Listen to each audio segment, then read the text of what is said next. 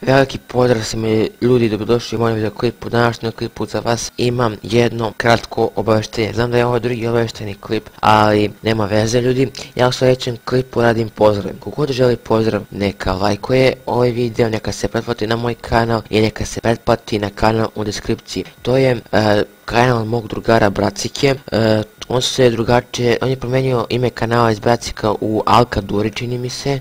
Znači njegovo ime je Harun, tako da svi se pretplatite na njegov kanal, bit će mu u deskripciji i u komentaru i obavezno ostavite komentar ispod ja sam uradio, želim pozdrav.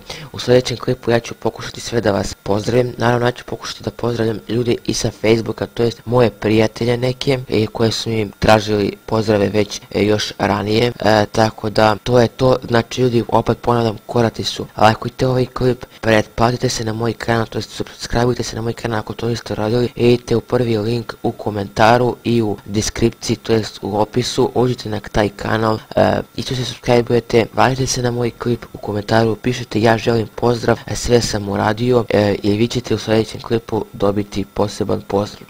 Ljudi, to bi bilo to što se tiče ovog obaveštajnog klipa koji je drugi po redu obaveštajni. Ako vam se svidjelo, to jest nema šta nam svidi, vi obavezno ostavite like, share, subscribe. Mi se vidimo u sljedećem klipu. Peace out, niggas, pozdrav sve vas ljudi, idemo na 1000 subscribera.